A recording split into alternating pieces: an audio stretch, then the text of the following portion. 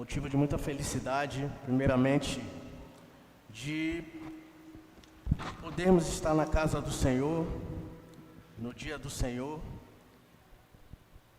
e estar aqui em comunhão com os irmãos, estar aqui podendo cantar sobre as maravilhas de Deus. Nós cantamos já aqui que não há muralhas, né, que ficarão de pé diante do Senhor. Isso todos nós cremos. Cantamos também que não há outro além do Senhor, rocha da nossa salvação. E eu queria aproveitar e pedir aos irmãos que possamos abrir as nossas Bíblias no 1 Coríntios, na carta do apóstolo Paulo, 1 Coríntios, no capítulo 2, iremos ler do verso 1 ao verso 5.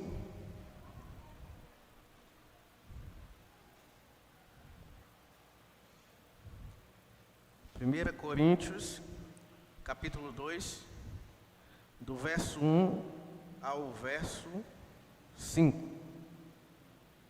Quem achou? Diga eu achei. Amém.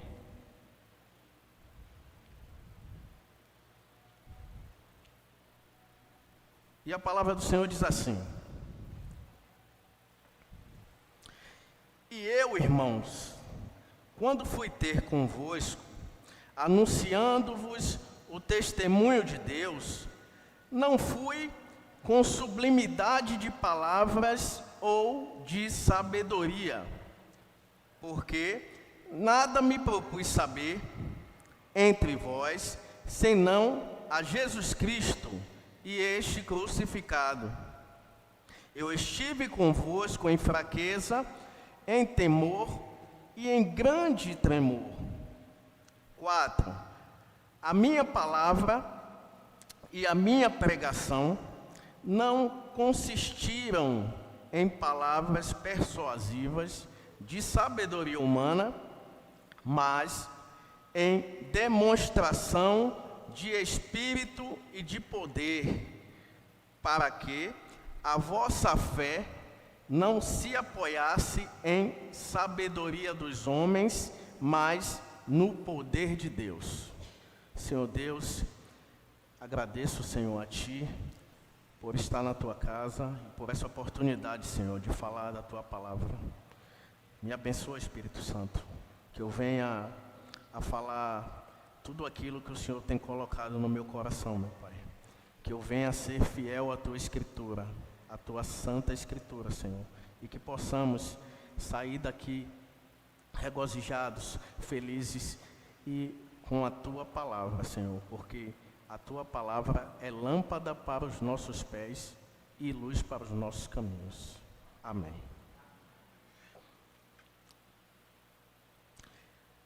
O tema da pregação de hoje, que eu quero estar compartilhando com os irmãos, nós vamos falar um pouco da suficiência das Escrituras. E aí você deve estar perguntando, mas irmão André, o que na verdade seria a suficiência das Escrituras? Ou seja, de um modo bem prático, dá para desligar? De um modo bem prático, a suficiência da Escritura, ela está totalmente alicerçada ao nosso padrão cristão. Ou seja,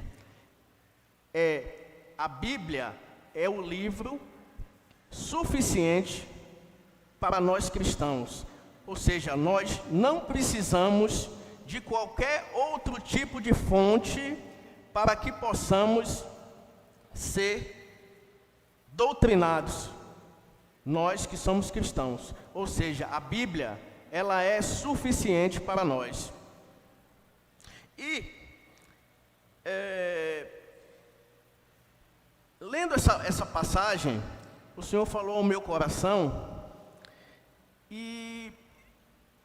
eu queria estar trazendo esse entendimento, pois essa carta do apóstolo Paulo, ela foi justamente escrita a uma igreja. A igreja de Coríntios. E por que esse tema, suficiência da Bíblia, junto com essa igreja? Porque, pelo relato do apóstolo Paulo, inclusive o apóstolo Paulo, acho que os irmãos sabem, ele foi o maior evangelista e plantador de igreja de todos os tempos. O apóstolo Paulo, ele escreveu a metade do Novo Testamento. O apóstolo Paulo escreveu 13 cartas no Novo Testamento da Bíblia. E o apóstolo Paulo, ele, dos apóstolos, não desmerecendo a nenhum, a gente pode dizer que é a maior autoridade na questão eclesiástica e doutrinária que a Escritura nos traz. E o apóstolo Paulo, ele escreveu 1 Coríntios para justamente dar instruções e admoestações que conduzissem à solução de muitos problemas que existiam naquela igreja, na igreja de Coríntios. Ou seja, que problemas são esses que existiam? Sérios, muitos problemas. Um deles é que a igreja estava dividida. Era uma igreja que o próprio apóstolo, no início da carta, no capítulo 1, no verso 7, diz que nenhum dom falta a esta igreja. Ou seja, a gente pode ver que a igreja de Coríntios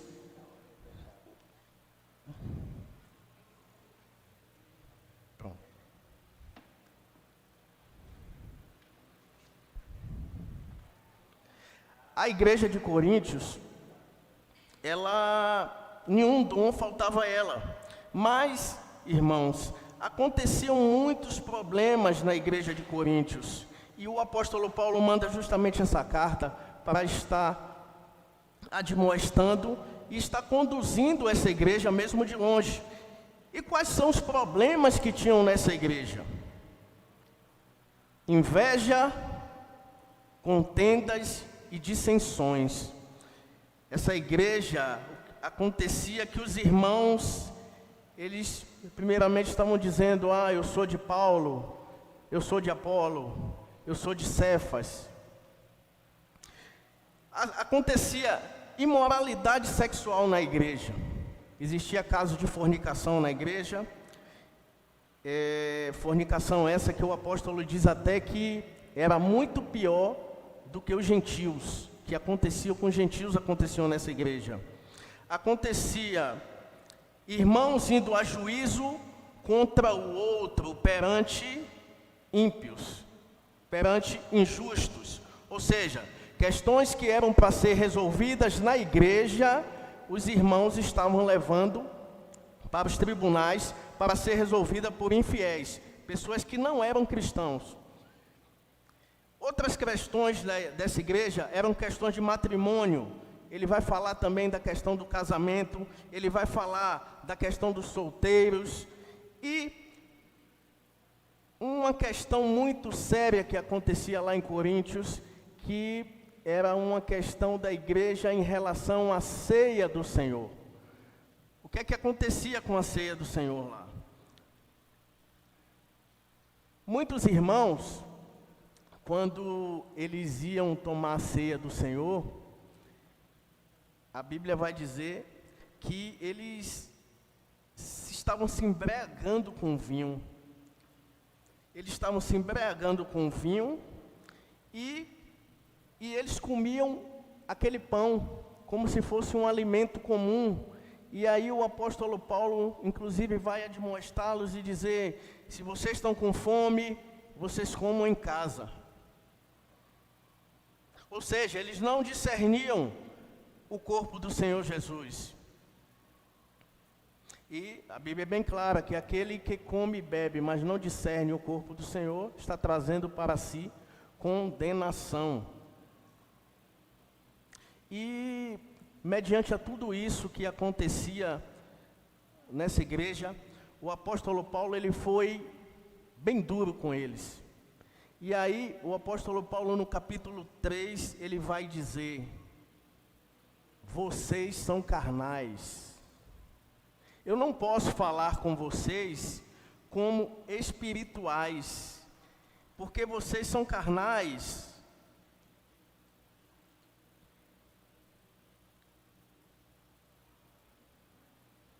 Vocês são carnais, vocês estão fazendo coisas que os ímpios fazem. E aí, meus irmãos, como resolver toda essa questão?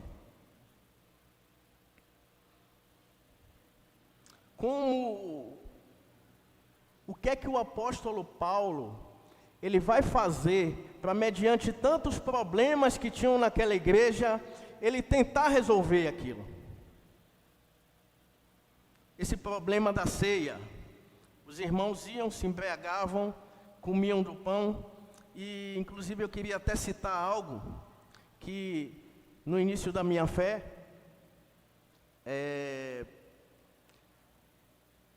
eu cheguei a ficar muito chateado muitas vezes, e aí a minha esposa sabe que eu ainda não era batizado, e quando eu via as pessoas tomando a ceia do Senhor na igreja, no início da fé, aí eu disse, eu também quero, mas eu até então eu não sabia, estava começando na fé, e aí a minha esposa foi e falou com o pastor, aí um dia acabou o culto, e aí eu desci muito chateado, porque eu queria tomar ceia e eu não podia tomar ceia, porque eu não era batizado, nós já éramos casados.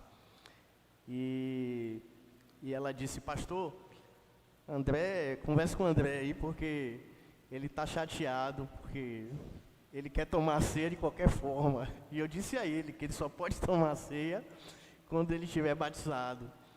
Mas graças a Deus, né, a gente foi seguindo as etapas e eu consegui, para a honra e glória do Senhor, me batizar.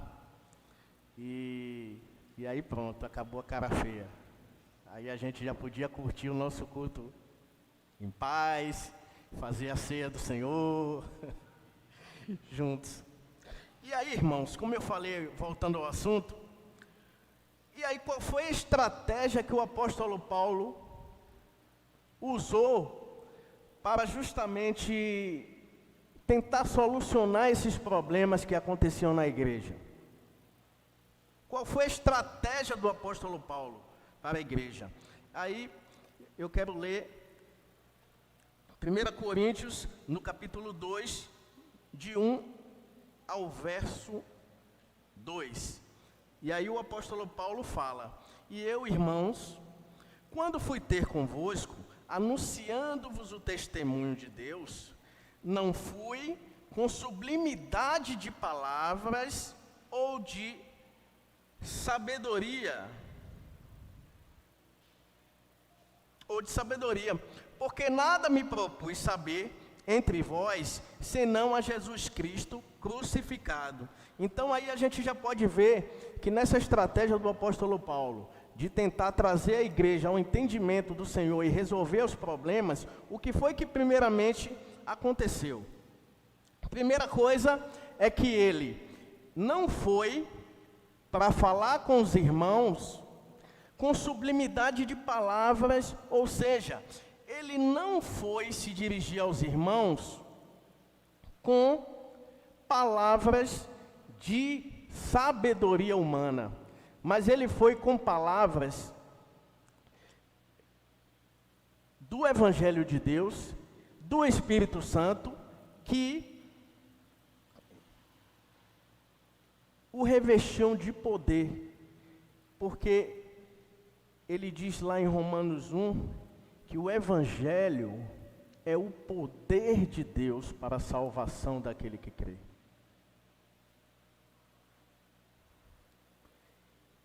Gente, e olhe que o apóstolo Paulo, ele fala que não foi com sublimidade de palavras ou com palavras de sabedoria humana. Porém, aos irmãos que conhecem a história do apóstolo Paulo, a gente vai saber muito bem que o apóstolo Paulo, ele tinha uma credencial invejável, uma credencial secular invejável. O apóstolo Paulo era um homem que falava várias línguas. O apóstolo Paulo, na lei, ele foi circuncidado ao 8º dia. O apóstolo Paulo era hebreu dos hebreus. O apóstolo Paulo era um fariseu. Segundo a justiça que há na lei, irrepreensível. Irrepreensível, quer dizer, perfeito. Ele era um homem perfeito naquilo que ele fazia. Porém, irmãos, sabe o que é que o apóstolo Paulo disse? Que considerava todas essas coisas que ele aprendeu lá atrás. Ele diz que ele as considerava como escória. Ele as considerava como coisas sem valor nenhum.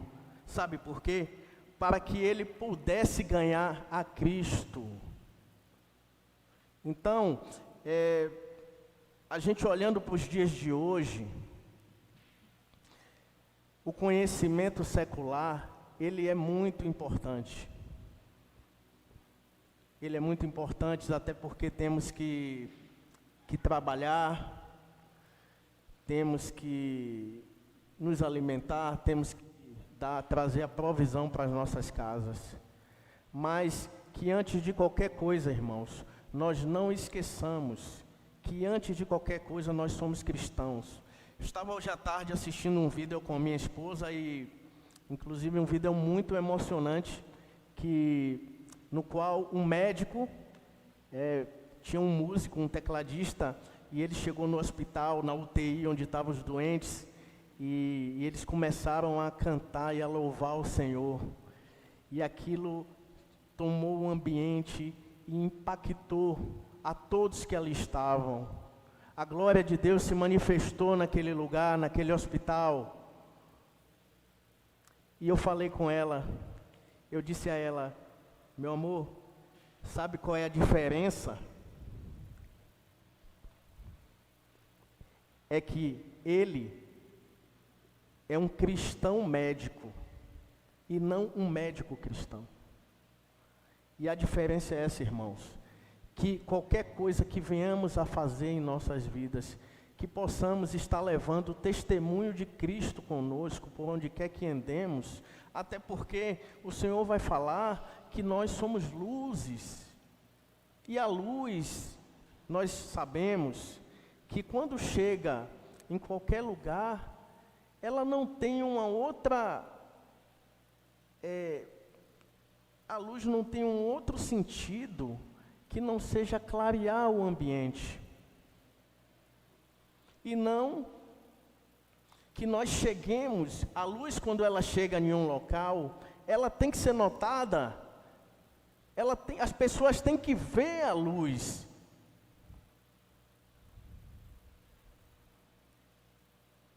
E aí eu, lendo mais a palavra, e o Senhor vai falando comigo. E o apóstolo Paulo, ele vai mostrar, a partir de agora,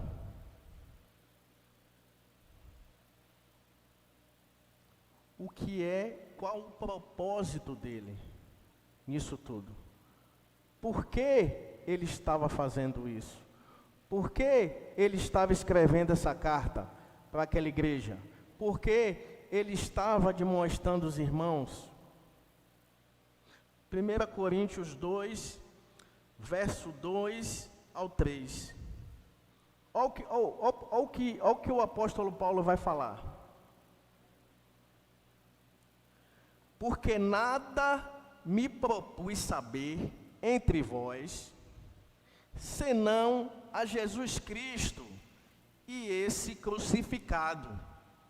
E eu estive convosco em fraqueza, em temor e em grande tremor. Ou seja, o propósito do apóstolo Paulo e a razão de Paulo era apresentar Cristo crucificado. E essa tem que ser a nossa razão, irmãos. Semana passada, eu tive a oportunidade de estar aqui falando com os irmãos acerca do pecado. E o pecado, ele trouxe uma separação entre o homem e Deus. Deus faz o homem à sua imagem e a semelhança, e a sua semelhança, e o homem desobedece ao Senhor, se rebela contra o Senhor, e com isso há uma separação. E a partir daí, há uma ruptura por conta desse pecado. E esse pecado, ele passou em toda a geração entre os homens, porque a Bíblia disse que todos pecaram. Todos pecaram, destituídos estão da glória de Deus. E o que é que tem que ser feito para que a gente possa voltar de novo à aliança com Deus? Só existe uma forma, irmãos. Não existe outra forma. Para podermos voltar à aliança com Deus, que era de lá do princípio de todas as coisas, só pode ser feita por intermédio de Jesus Cristo. Só pode ser feita através de que possamos crer no sacrifício de Cristo na cruz.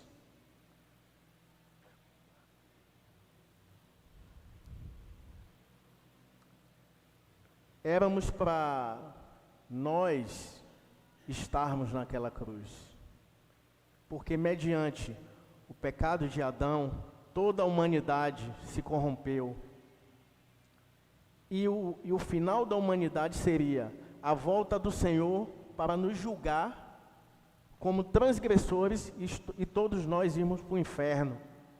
Mas o Senhor, como Ele é gracioso e misericordioso, inclusive a Bíblia vai dizer que a misericórdia do Senhor é a causa de não sermos consumidos.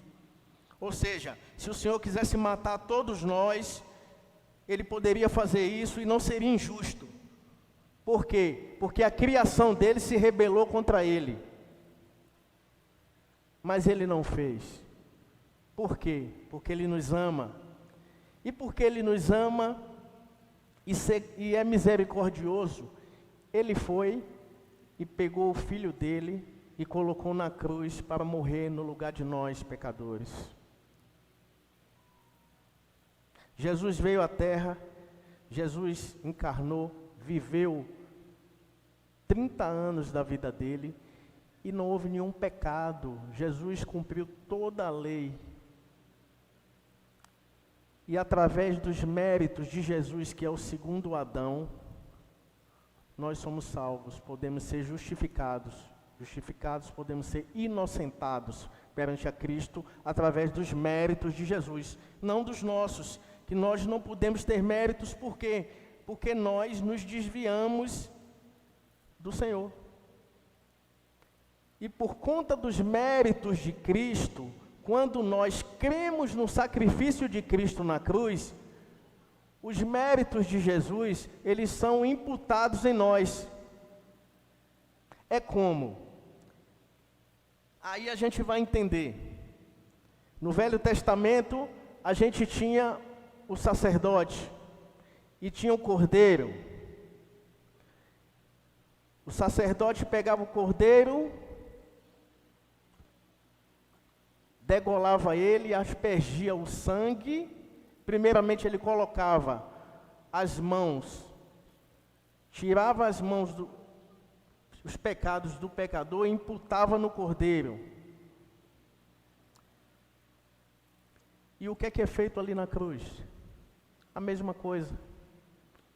O Senhor pega, como o símbolo do sacerdote do Antigo Testamento, Ele coloca as mãos em nós, e os nossos pecados são tirados e colocados na conta de Cristo. E aí quando o Senhor olha na cruz, Deus olha na cruz para o seu Filho, Ele não consegue ver o Filho dele puro, quando ele olha, ele consegue ver o pecado ali, que era o nosso pecado nele. Mas, irmãos, o apóstolo Paulo, ele se preocupava com isso, irmãos. Em pregar o Cristo crucificado, mesmo sendo perseguido por conta do Evangelho, irmãos. E aí, muitas vezes a gente reclama, né? Senhor, as coisas estão difíceis, aquela bênção que não chega. Eu não aguento mais, eu vou largar tudo.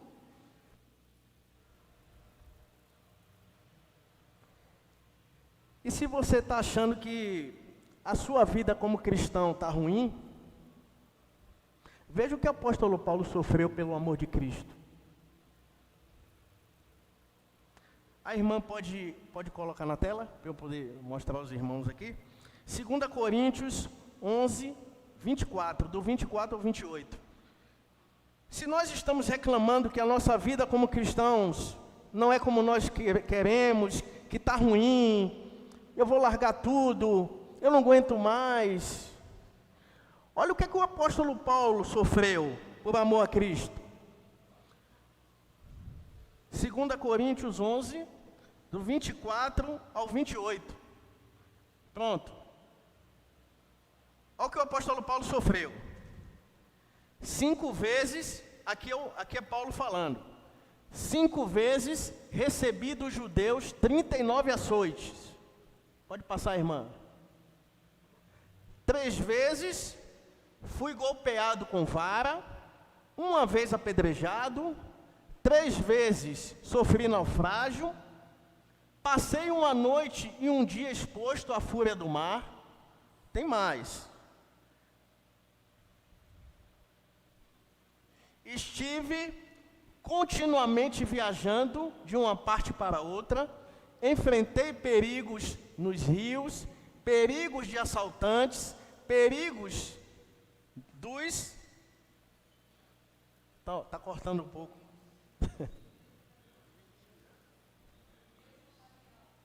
Deixa eu colocar aqui para pegar, que eu vou acompanhando também aqui com os irmãos.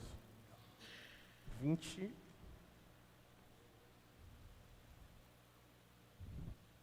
Estive 26. Pronto. Em viagens, muitas vezes em perigos de rios, em perigos de salteadores, em perigos dos da minha nação, em perigo dos gentios, em perigos na cidade, em perigos no deserto, em perigos no mar, em perigos entre os falsos irmãos. 27. Em trabalhos e fadiga, em vigílias, muitas vezes em fome e sede, em jejum, muitas vezes com frio e nudez. E o 28. Além das coisas exteriores, me oprime cada dia o cuidado de todas as igrejas. E aí, irmãos, tá ruim para a gente? E aí, o que a gente fala do apóstolo Paulo? E nem assim, nem sofrendo tudo isso, ele em algum momento, ele pensou em se afastar do Senhor. E é esse propósito que nós temos que ter, irmãos. Porque a vida do crente não é fácil. Eu, inclusive, um dia desse a gente conversando, e as pessoas falando, quando os irmãos dizendo, né, não, porque quando eu me converti, as coisas melhoraram. Quando eu me converti, as contas, eu comecei a conseguir pagar as contas. Quando eu me converti, e aí eu falei a um irmão, eu disse, irmão, vou falar a verdade a você.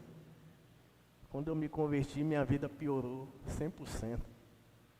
Não, claro, que eu estou ali servindo ao Senhor, mas eu vou falar, na questão secular, a vida piorou. Piorou e piorou bastante. Mas por quê? Porque é com o sofrimento que o Senhor nos ensina. E se a gente pegar a Escritura e começar a ler do Velho Testamento, a gente vai ver muitas histórias na qual o Senhor usa o sofrimento para poder trazer o povo dele para Ele. E muitas vezes o Senhor usa até uma doença, como o apóstolo Paulo ficou 15 anos com o espinho na carne. E o espinho colocado por Deus. Um mensageiro de Satanás que esbofeteava ele, e ele ficou 15 anos. Ele disse: Senhor, por favor, orei 3 vezes para que o Senhor tirasse de mim. E o Senhor: não vou tirar, porque a minha graça te basta. Porque o meu poder se aperfeiçoa em você na sua fraqueza.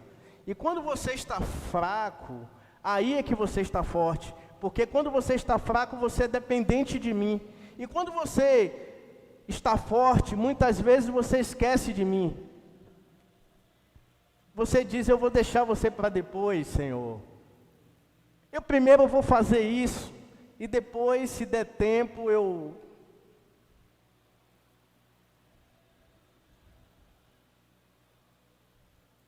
E aí, irmãos, a pregação de Paulo. O que é que se resumiu a pregação de Paulo? O que é que Paulo falou àquela igreja? Capítulo 2, verso 4 e 5. Olha a pregação de Paulo. 2, verso 4 e 5. A minha palavra e a minha pregação não consistiram em palavras persuasivas de sabedoria humana, mas em demonstração de espírito e de poder, para que a vossa fé não se apoiasse em sabedoria de homens, mas no poder de Deus. O que é que Paulo está dizendo aqui, irmãos?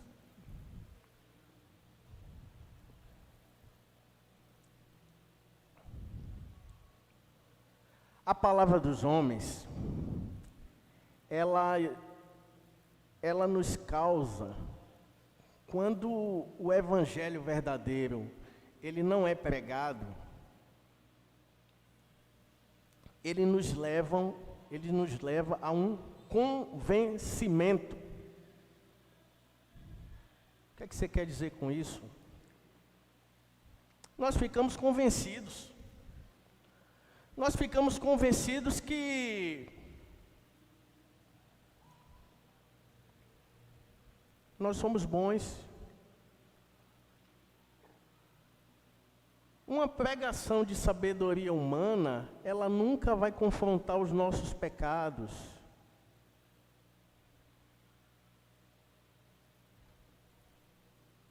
E que palavras seriam essas persuasivas de sabedoria humana, as quais Paulo evitou falar àquela igreja? Se a gente fosse ver nos dias de hoje, que palavras persuasivas de sabedoria humana são essas? São palavras mundanas, são pensamentos filosóficos que têm invadido a nossa igreja, irmãos. E se nós não estivermos atentos a isso, a gente começa a ser mais doutrinado pelo mundo, por eles, do que pela Escritura Sagrada.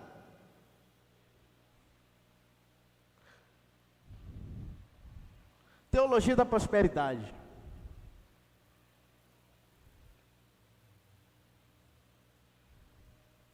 Aí você pega versículos com: posso todas as coisas naquele que me fortalece.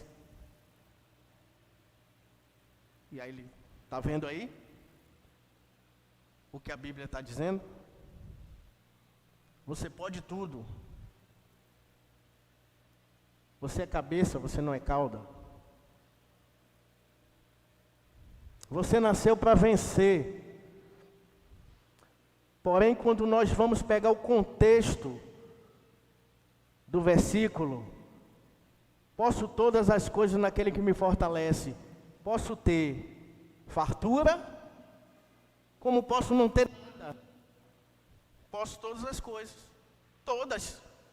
Ou posso ter, ou posso não ter. Porém, é um evangelho que é pregado 50%. E os outros 50% não interessa. Se você tiver curiosidade, você pega a Bíblia e vai estudar. Não espere que eles vão lhe explicar que eles não vão fazer isso.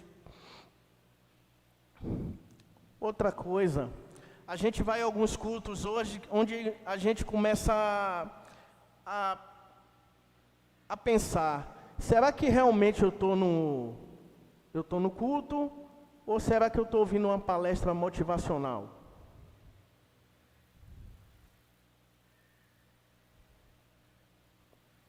E aí eu não vou me alongar muito nesse assunto, mas eu queria falar de uma doutrina hoje que está sendo muito, falar rapidamente,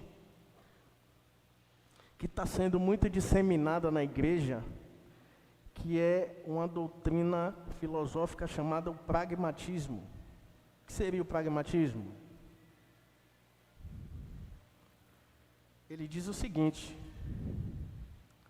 a validade de uma doutrina é determinada pelo seu bom êxito prático.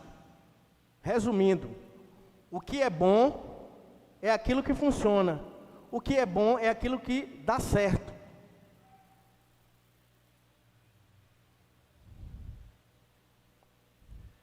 Ou seja, não me importa se eu estou pregando o evangelho fiel à Escritura. O que me importa é que se a igreja estiver cheia, é porque está dando certo. E para a igreja encher, o que é que eu vou fazer? Para a igreja encher, eu vou botar uma comédia. Eu vou começar a contar piada aqui. Eu vou esquecer os textos bíblicos, eu vou deixar a Bíblia de lado e vou começar a contar piada para os irmãos. Isso enche.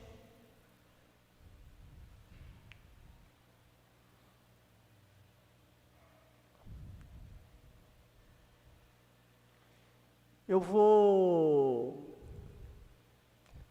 para a igreja, para dar certo, eu vou pegar um foguete e vou colocar aqui nas minhas costas e vou apertar aqui e vou subir aqui. E vou ficar voando aqui na igreja. Esse é o pragmatismo. E nem sempre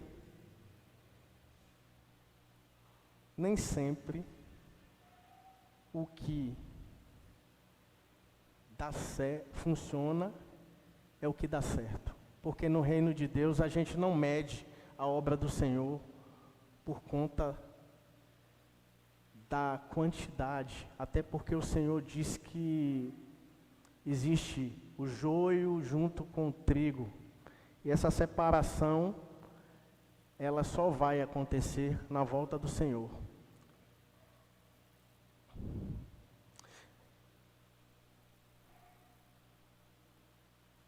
Deus não mudou, irmãos.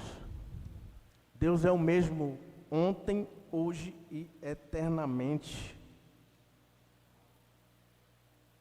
A Escritura, irmãos, ainda continua sendo a nossa regra de fé e prática.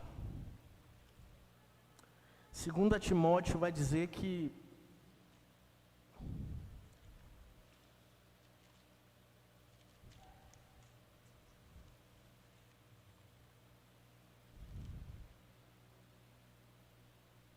Segunda Timóteo 3, verso 16 e 17.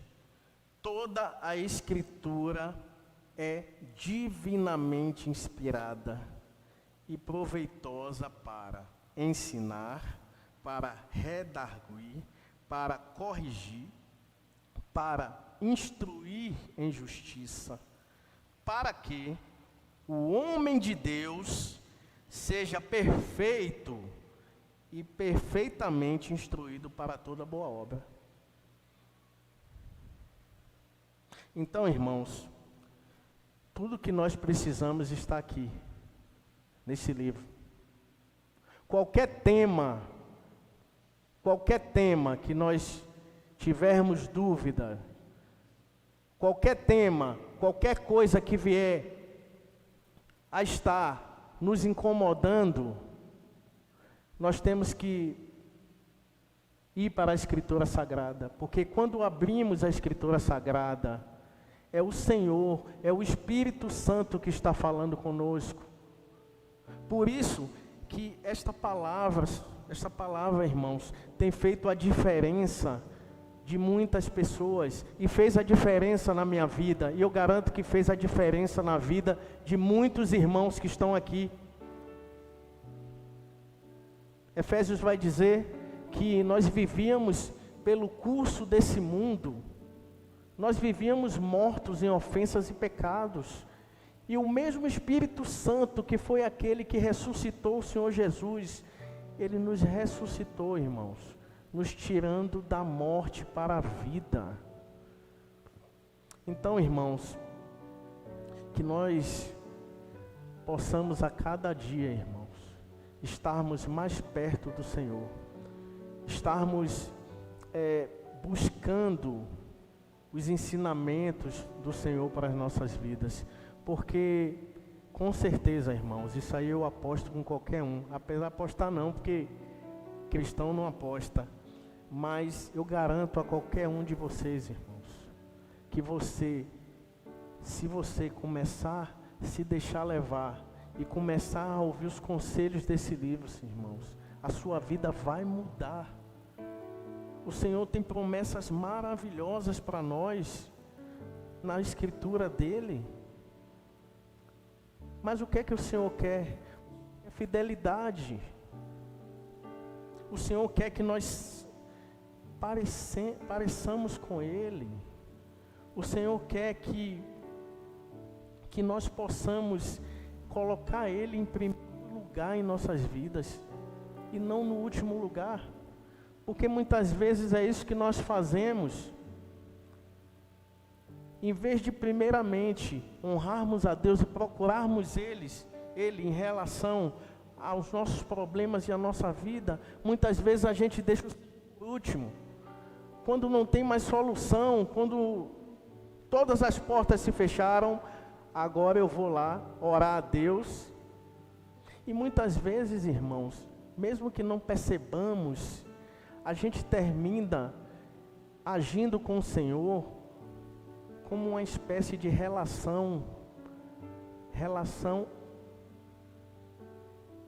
de troca de favor, irmãos. Aí você me diz, não precisa dizer, quem é que gosta daquele amigo que só liga para ele na hora que ele precisa, e quando ele está bem, ele some? Quem gosta? Eu não gosto.